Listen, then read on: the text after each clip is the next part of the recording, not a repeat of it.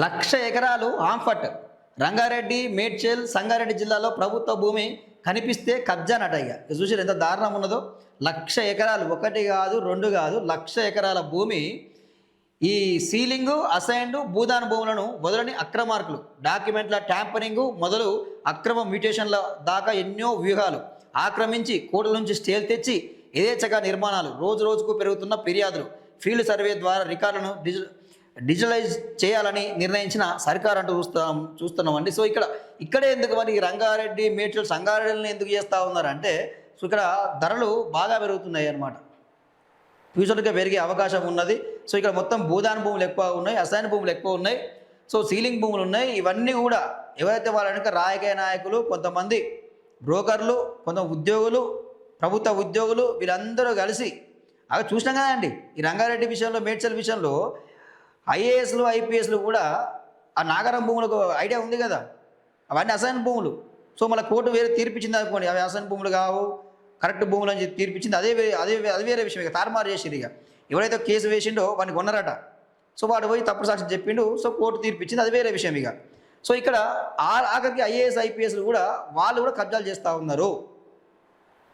ఇంత దారుణాలు జరుగుతూ ఉన్నాయి. సో అందుకే ప్రతిరోజు అయినాక రేవంత్ రెడ్డికి దమ్ముంటే ఈ ల్యాండ్ కబ్జా మీద ఎంక్వైరీ చేయించి ఒక స్ట్రాంగ్ ఎంక్వైరీ వేయని చెప్తున్నాం. కానీ దానికి దమ్ము లేదు. ఉందా, దమ్ము ఉన్నదా అని చెప్పి ప్రశ్నిస్తున్నాం. వైఫై మీడియా ద్వారా జర్నలిస్ట్ రామన్నగా ప్రతిరోజు ప్రశ్నిస్తూ ఉన్నా. మీ ప్రభుత్వమే వేలం వేసి అమ్మే పరిస్థితి వచ్చే భూములను గద్దలా తనకపోతూ ఉన్నారు మీరే. ఇంత దారుణాలు జరుగుతూ ఉన్నాయి.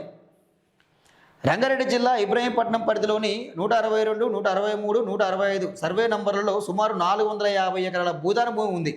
వినోబా భావే పాదయాత్ర సమయంలో దానం చేసిన ఈ భూములను పేదలకు పంచాల్సి ఉండగా కొందరు స్థానిక నాయకులు రియల్టర్లకు కుమ్మక్కై నకిలీ వారసులను తెరపైకి తెచ్చారు. భూదాన్ బోర్డు నుంచి ఎన్ఓసీలు, ఇతర రికార్డులు సృష్టించి ఏకంగా వెంచర్లుగా మార్చి విక్రయించారు. ప్రస్తుతం ఇక్కడ కోట్లాది రూపాయల విలువైన విల్లాలు వెలిశాయి.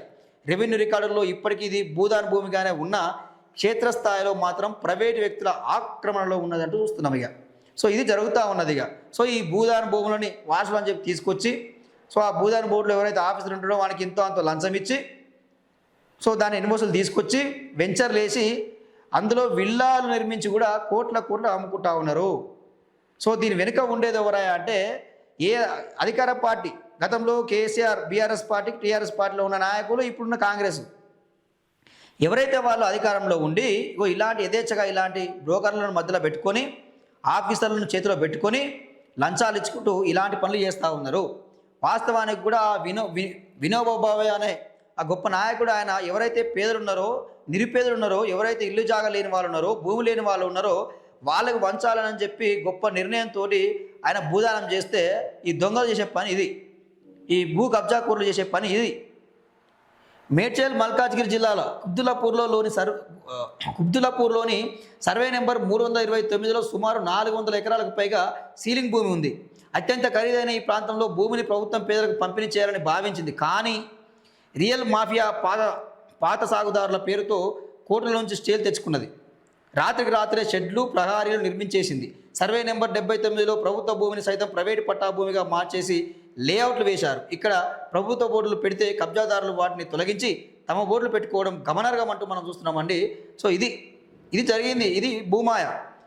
ఇక్కడ కొత్తగూడెంలో చూసుకున్న అదే పరిస్థితి, కొత్తగూడెంలో కూడా అదే పరిస్థితి. అక్కడ ఉన్న భూదాన భూములు మొత్తం కూడా ప్రైవేటు పరం అయిపోయినాయి, కబ్జాలకు గురైనవి.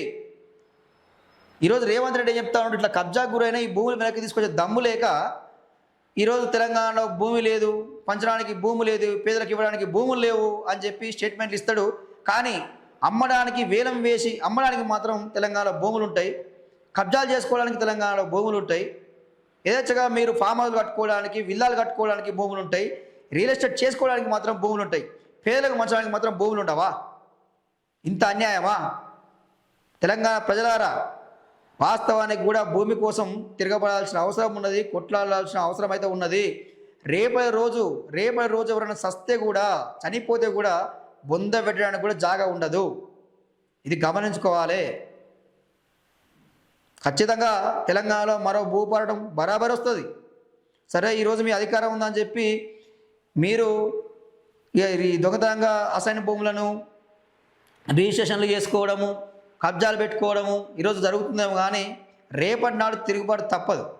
ఇది గుర్తుపెట్టుకోవాల్సిన అవసరం అయితే ఉన్నది. గ్రేటర్ హైదరాబాద్లోనూ ఆనుకొని ఉన్న రంగారెడ్డి, మేడ్చల్, మల్కాజ్గిరి, సంగారెడ్డి జిల్లాల్లో భూమాఫియా రెచ్చిపోతుంది. కోట్లాది రూపాయల విలువైన ప్రభుత్వ భూములను యథేచ్ఛగా కబ్జా పెడుతోంది.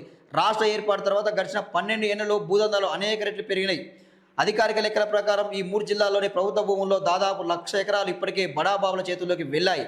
ప్రభుత్వ సీలింగ్, అసైన్డ్ భూదాన భూములకు ఎన్ఓసీలు తేవడం, డాక్యుమెంట్లను ట్యాంపరింగ్ చేయడం, అధికారుల సంతకాలను ఫోర్జరీ చేయడం, అక్రమ రిజిస్ట్రేషన్లు, అక్రమ మ్యూటేషన్లు, తప్పుడు పత్రాలతో కోట్లకెక్కడం, రాత్రికి రాత్రి నిర్మాణాలు చేపట్టడం, అమాయకులకు అంటగట్టడం, ఇలా భూ బకాసులకు ఆగడాలకు అడ్డు లేకుండా పోతుందంటూ మనం చూస్తూ ఉన్నాం. సో ఎవరైనా అడిగితే వాడిని బెదిరించడం, కొట్టడం, లేకపోతే వాని మీద అక్రమ కేసులు పెట్టడం, ఎవరైనా సోషల్ మీడియా ద్వారా ప్రశ్నిస్తే వాళ్ళ మీద అక్రమ కేసులు పెట్టడం.